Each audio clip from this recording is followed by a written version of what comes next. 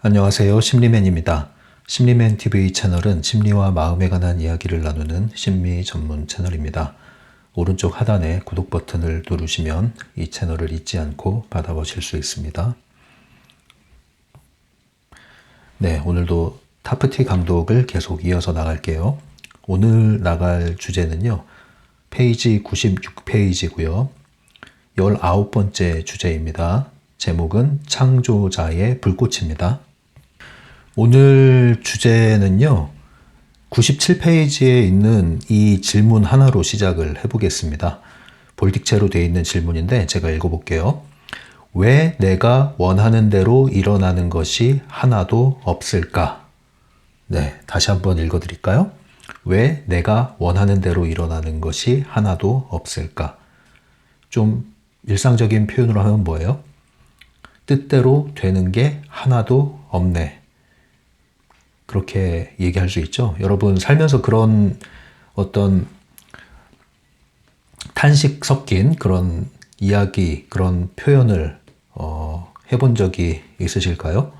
예, 저도 이럴 때가 있었죠. 예, 있습니다. 일이 계속 꼬이고 안 풀리는 것 같을 때 뭔가 구렁텅이에 빠져 있는 것 같은 느낌.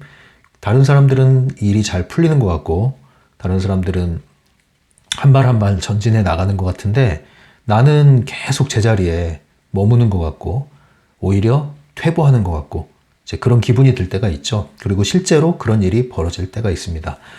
왜 도대체 되는 게 하나도 없을까? 네. 이런 질문을 다 해보셨을 거예요. 그죠? 그런데 이 질문 이후에 우리가 어떤 행동, 태도를 취했던가요? 어떤 생각을 했죠, 우리가? 예, 굉장히 자신을 자책하고 의기소침해지고 이제 그런 반응을 많이 보였을 거예요. 그리고 다른 사람하고도 비교하게 되면서 이제 열등감도 느끼고 이제 그런 형태로 더 안 좋은 쪽으로 이제 가게 되죠. 오늘 타프티 주제에서 이 질문은 그런 쪽으로 가라고 질문하는 게 아니에요. 왜 내가 원하는 대로 일어나는 것이 하나도 없을까? 여기에 대해서 이유를 찾아보자는 거죠. 답을 찾아보자는 거예요. 대부분 뜻대로 되지 않는 일이 벌어질 때 계속 일이 꼬이는 거예요. 되는 일이 하나도 없어요. 왜 나만? 하필이면 왜 나에게 이런 일이? 이제 이런 질문을 하면서 생각에 빠지게 되죠. 그리고 자신을 계속 괴롭히는 생각을 되돌려주기 시작합니다. 그럴수록 이제 세상과 점점 고립되고 다른 사람들 인간관계에서 점점점 단절되기 시작하죠. 그러면 생각이 더 많아져요. 생각이 골똘해지면서 이제 하나의 감정이 깊이 뿌리내리게 되죠. 그래서 뭔가 우울해지기도 하고 무거워지고 뭔가 불안해지고 이런 일들이 계속 벌어집니다. 그래서 결국엔 어떤 생각으로 굳어지나요? 이런 생각이 계속 지속되면은 내 운명은 이렇게 태어났나 보다. 나는 안 되나 보다. 이번 생은 망했다. 이 생망. 이런 얘기를 하는 거죠, 우리가. 타프티에서는 이것을 어떻게 얘기합니까, 근데? 네, 이것을 지금 네가 어떤 상태인지 모르기 때문이다. 왜 뜻대로 되는 게 하나도 없을까? 그것은 합당한 위치에 있지 않기 때문에 그런 일이 생긴다는 거예요. 이제 예를 들면 이제 골대가 있고 골키퍼가 있고 공이 있고 이제 승부차기를 한다고 생각을 해봅시다. 그럼 공이 여기 있으면 골대잖아요. 골대, 골. 목표 지점이 여기란 말이에요. 골대, 목표 지점. 이 공을 이 골에다가 넣어야 골인이 되는 거죠. 이게 우리 인생에서 우리가 목표를 설정하고 성취하고 우리가 변화 발전해 나가는 방법 아니에요? 그러면 이게 공이 있는 위치가 이게 현재 상태가 되겠죠. 이 공의 위치가 있죠. 정해놓은 위치. 자, 심판이 공을 딱 갖다 놓습니다. 그리고 방향이 생깁니다. 왜? 목표가 분명하니까. 골대를 향해서 방향을 설정을 합니다. 이 안에 들어가기만 하면 돼요, 이제. 근데 문제가 뭐냐면 이 공의 위치에 맞게끔 발을 차야 되는데 문제는 엉뚱한 데서 헛발질을 하고 있는 거예요. 엉뚱한 데서 하니까 헛발질, 헛수고를 하게 된다. 이게 바로 이 책에서 얘기하는 지금 뭐예요? 너희가 어떤 상태인지 모르기 때문이다. 이 위치 파악이 안 돼 있는 상태, 정위치, 이건 우리의 상태를 얘기하는 거예요. 어떤 상태여야 돼요? 깨어있는 상태. 깨어있는 상태를 타프트에서 뭐라고 그래요? 나 자신이 보이고 현실이 보인다. 이 상태로 이 위치로 가야 그 다음에 왜 안 풀리는지가 풀리게 되는 거거든요. 근데 우리는 계속 헛발질을 하는 위치에서 그동안 열심히 노력을 해왔단 말이에요. 눈 감고 헛발질 하는 거야. 눈 감고 헛발질 하다 보면 때로는 공을 맞춰서 찰 때도 있어요. 그리고 그 공이 들어갈 때도 있어요. 그러나 그것은 지속 가능한 것이 아니죠. 그리고 그 공 하나를 우연히 차기 위해서 굉장히 많은 헛발질을 해야 되는 거예요. 그나마 공이 들어가면 다행인데 들어가지 않으면 헛수고가 되는 거죠. 그냥 힘들다. 공 하나를 넣긴 했지만 힘들다. 그럼 이제 그 사람이 하는 얘기가 뭐예요? 공을 차는 건 원래 힘든 거야. 나도 그랬고 우리 부모님도 그랬고 우리 할아버지 할머니도 그랬어. 대대로 원래 공 차는 건 힘든 거란다. 원래 그게 그라운드란다. 이런 얘기를 이제 전수를 해주겠죠. 그러나 트랜서핑 타프티에 와서 하는 얘기는 뭐예요? 그건 네가 눈을 감고 있기 때문에 나 자신을 보지 못하는 거죠. 그 다음에 정 위치로 네가 이동하지 않았기 때문에 깨어나지 않았기 때문에 현실을 보지 못하는 거죠. 그랬기 때문에 너의 노력이 헛수고였던 거야. 그 노력을 우리는 트랜서핑 1.0 버전에서 뭐라고 그래요? 내부 의도라고 합니다. 내부 의도를 사용해서 펜듈럼과 맞서 싸우려고 애를 쓰는 형국.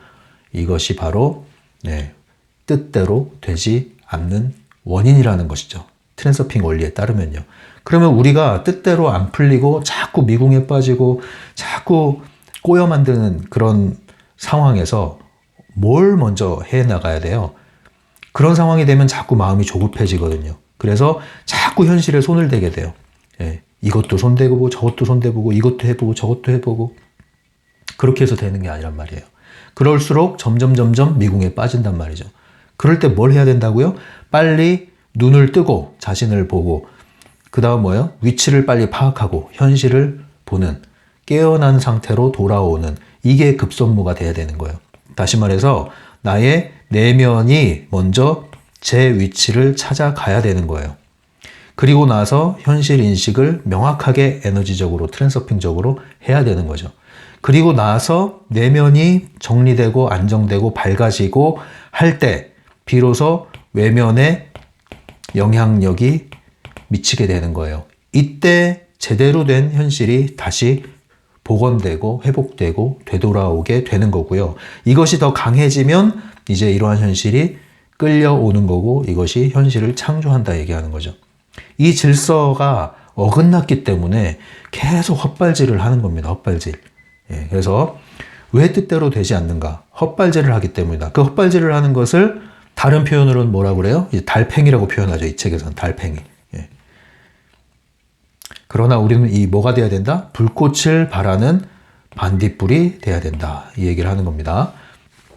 그러면 도대체 이 정위치라는 게 뭡니까? 이 정도만 얘기해서는 감이 안 옵니다. 이렇게 할 수 있죠. 그래서 책에서 말하는 트랜서핑에서 말하는 타프티에서 말하는 이 합당한 위치라는 것은 무엇이냐? 그걸 알아보겠습니다. 그 위치라는 것은 물리적인 위치가 아니라 내 내면의 마음가짐, 태도를 의미하는 겁니다. 다시 한번 이 제목을 우리가 살펴보도록 할게요. 창조자의 불꽃. 불꽃은 불을 반짝반짝 빛나는 거야. 그죠? 빛나는 거. 빛이 납니다. 그 밤에 불빛이 켜져 있는 곳으로 나방들이 막 돌진을 하죠. 몰려들죠. 그리고 사람도 얼굴이 환하고 온화한 사람 주위에는 사람들이 가기에 평온함을 느껴요. 다가가고 싶고 머물고 싶고 더 있고 싶고 그게 바로 빛을 발하는 사람이든 어떤 존재든 사물이든 빛이 있는 곳에 뭔가 다른 것들이 몰려들기 시작합니다. 우리는 빛을 발하는 사람이 돼야 돼요. 빛을 발하는 사람들. 그래서 이 불꽃을 발한다. 이것은 빛을 발한다. 이렇게 얘기를 할 수 있고요. 빛을 밝힌다는 건 그럼 무엇이냐? 그것은 내부 의도가 아니라 외부 의도를 사용하는 걸 얘기합니다. 그리고 그러니까 이제 아까 우리가 잘못된 위치가 있죠. 잘못된 위치. 헛발질하는 위치. 그게 바로 내부 의도의 위치예요. 내부 의도를 사용하는 거야. 내부 의도는 곧 내 의지로 뭘 해요? 과거를 향해서 이미 펼쳐진 이미 엎질러진 물을 가지고 왈가왈부하면서 그것을 통제하려고 하고 다시 그것을 되돌리려고 하고 과거로부터 이제 현재까지의 일에 관여를 하는 거예요. 그러나 외부 의도는 뭐예요? 이것은 흐름을 살피고 흐름과 함께 가는 거죠. 그리고 이 흐름은 어디서부터 와요? 미래에서부터 오고 미래로 향하는 흐름이죠. 그래서 현재로부터 미래로 흐르는 이 흐름, 여기에 관심을 하는 겁니다. 그래서 이것을 다른 말로 이 타프티에서는 미래 프레임이라고 얘기하죠. 내부 의도에서는 뭐예요? 이게 과거에 속박당하는 거예요. 과거에 속박당하는 거예요. 그 굴레에 묶여버리는 거예요. 이 차이를 잘 보셔야 돼요.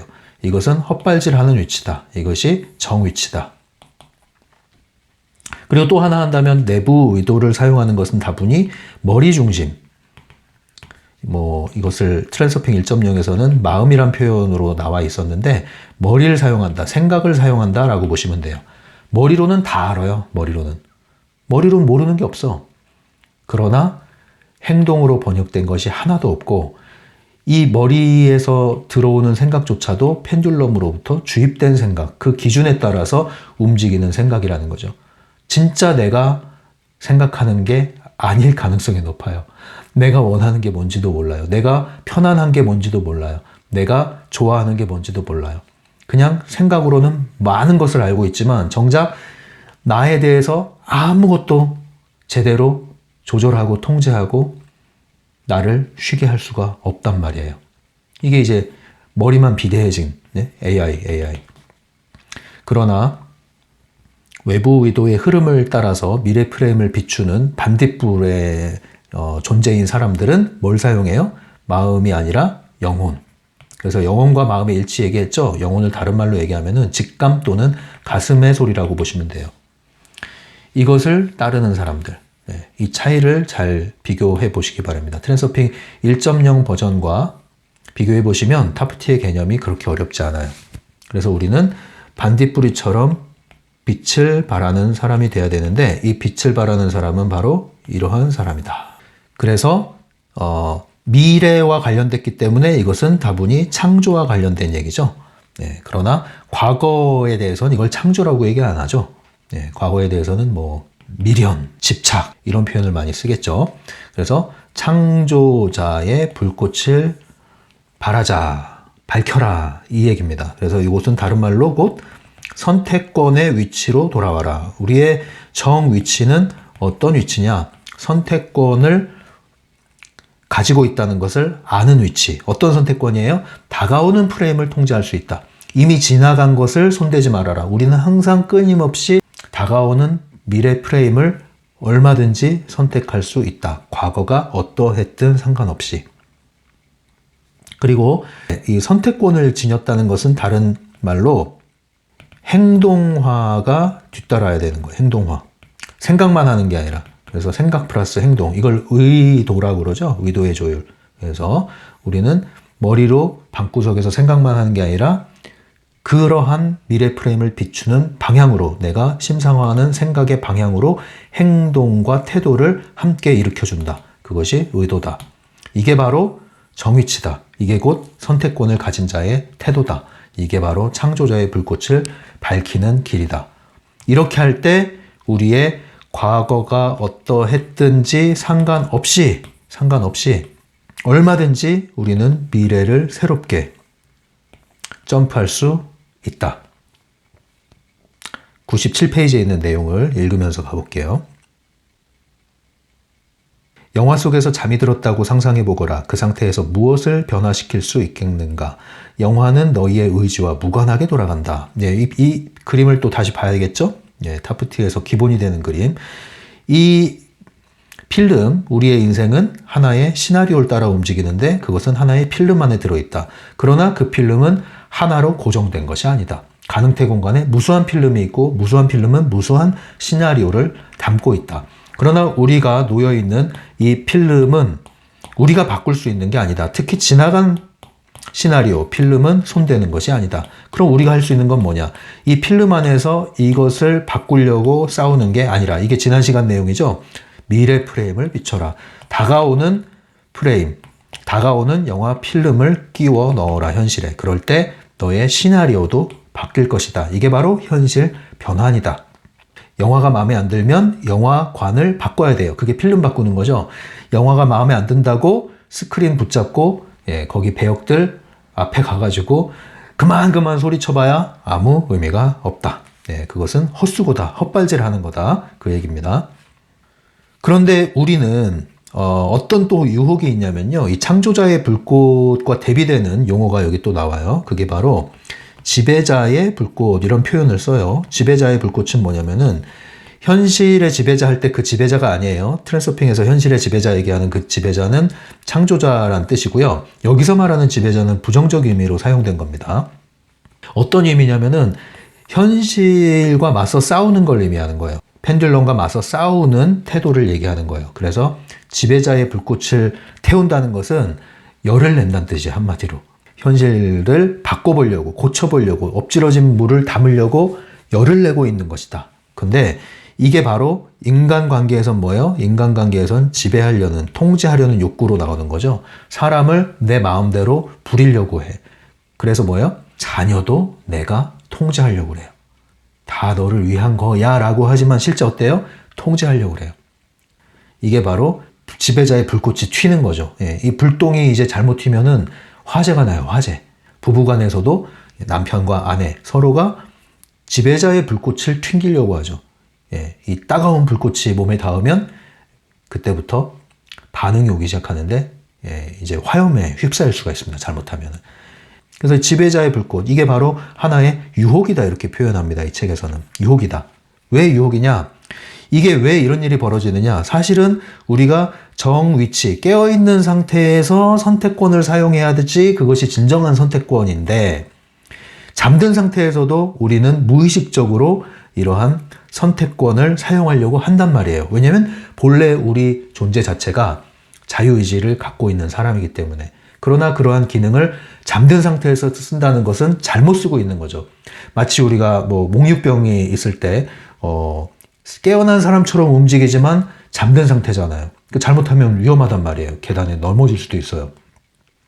그런 의미입니다. 우리가 선택권을 사용하는 것 같지만 사실은 잠든 상태에서 쓰고 있다. 그럴 수도 있다. 사실 대부분의 펜듈럼의 시스템 안에서 복무하는 사람들은 내가 지배자의 위치에 있다고, 권력을 갖고 있다고, 권위를 누리고 있다고, 존경을 받고 있다고 생각을 하지만 사실은 뭐예요? 지배자의 불꽃을 튕튕튕 튕기고 있는 거예요. 그게 불나요, 불나. 결국은 유혹이란 말이에요. 유혹. 내가 지배하고 싶은 거. 유혹이란 말이에요. 유혹.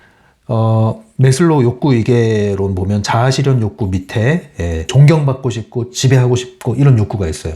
인간의 어떤 욕구임에는 틀림이 없지만 사실 트랜서핑 영역에서 오면은 이러한 욕구 이계에 있는 피라미드 자체는 뭐예요? 잠든 상태라고 볼 수가 있는 거예요.